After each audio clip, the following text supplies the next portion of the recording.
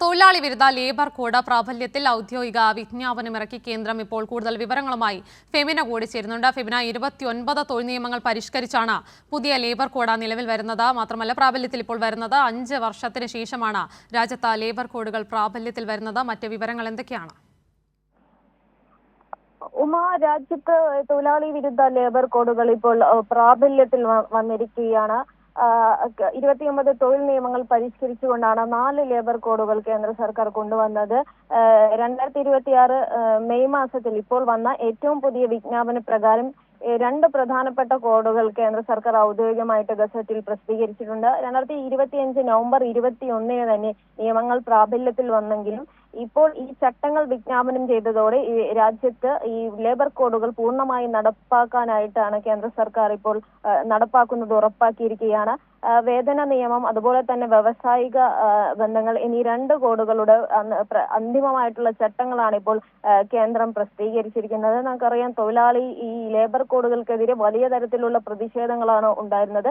തൊഴിലാളികൾക്കും അതുപോലെ തന്നെ തൊഴിലുടമകൾക്കും വളരെയധികം പ്രശ്നങ്ങൾ ഉണ്ടാക്കുന്നതായിരുന്നു ഈ തൊഴിലാളി വിരുദ്ധ ലേബർ കോഡുകൾ എന്ന് പറയുന്നത്. പ്രത്യേകിച്ച് ജോലി ഭാരം കൂടാനുള്ള സാധ്യത, ഒരു ദിവസം ജോലി സമയം 12 മണിക്കൂർ വരെയാകാൻ ഈ ലേബർ കോഡുകൾ ജോലി സമയം വർദ്ധിപ്പിക്കുന്നതാണ് ഈ ലേബർ കോഡുകൾ. അതുപോലെ തന്നെ തൊഴിൽ സുരക്ഷയിൽ നിറയെ ആശങ്കകളുള്ള തൊഴിലാളികളെ 300 തൊഴിലാളികൾ വരെ ജോലി ചെയ്യുന്ന സ്ഥാപനങ്ങൾക്ക് അനുമതിയില്ലാതെ തന്നെ തൊഴിലാളികളെ പിരിച്ചുവിടാൻ വ്യവസ്ഥ ചെയ്യുന്ന വ്യവസ്ഥ ഈ ലേബർ കോഡിലുണ്ട്. അത് വലിയ തരത്തിലുള്ള പ്രതിഷേധങ്ങൾക്ക് കാരണമായിരുന്നു.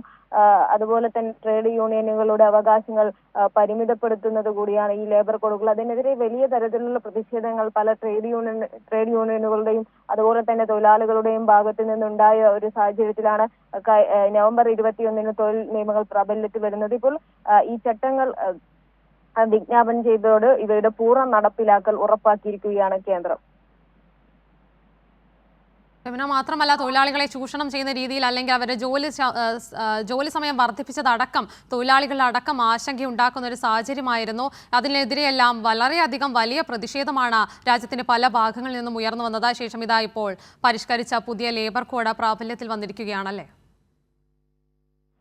അതേ, വലിയ തരത്തിലുള്ള പ്രതിഷേധമായിരുന്നു ഈ തൊഴിലാളി വിരുദ്ധ ലേബർ കോഡുകൾക്ക് ഉണ്ടായിരുന്നത്. തൊഴിലാളികളുടെ അവകാശങ്ങളെ കവർന്നെടുക്കുന്ന, പ്രത്യേകിച്ച് ഈ ചൂഷണങ്ങൾക്ക് അധിക ജോലി സമയം വർദ്ധിപ്പിക്കുന്നത് 8 മണിക്കൂർ ജോലിയായിരുന്നെങ്കിൽ ദിവസേനയുള്ള ജോലി സമയം 12 മണിക്കൂർ വരെയാകാനുള്ള വ്യവസ്ഥകളുള്ള തൊഴിലാളികളുടെ അവകാശങ്ങളെ, അവരുടെ ആരോഗ്യത്തേക്ക് ബാധിക്കുന്ന വ്യവസ്ഥകൾ ഉള്ളതായിരുന്നു ഈ ലേബർ കോഡ്. അതുപോലെ തന്നെ തൊഴിലാളികളെ കാരണം കാണിക്കാതെ ഈ സ്ഥാപനങ്ങൾക്ക് പിരിച്ചുവിടാൻ അനുമതി നൽകുന്ന, സർക്കാരിന്റെ അനുമതിയില്ലാതെ തന്നെ 300 തൊഴിലാളികൾ വരെ ജോലി ചെയ്യുന്ന സ്ഥാപനങ്ങൾക്ക് ഈ തൊഴിലാളികളെ പിരിച്ചുവിടാം എന്നൊക്കെയുള്ള വ്യവസ്ഥയുള്ള ഈ തൊഴിലാളി വിരുദ്ധ ലേബർ കോഡിനെതിരെ വലിയ തരത്തിലുള്ള പ്രതിഷേധങ്ങളാണ് ഉണ്ടായിരുന്നത്. പ്രത്യേകിച്ച് തൊഴിലാളികളുടെ സംഘടിക്കാനുള്ള അവകാശത്തെ ചോദ്യം ചെയ്യുന്ന, ട്രേഡ് യൂണിയനുകളുടെ അവകാശങ്ങളെ പരിമിതപ്പെടുത്തുന്ന വ്യവസ്ഥകളും ഈ നിയമത്തിൽ ഉണ്ടായിരുന്നു. അതുകൊണ്ട് തന്നെ വലിയ പ്രതിഷേധമായിരുന്നു ഈ ലേബർ കോഡുകൾക്കെതിരെ.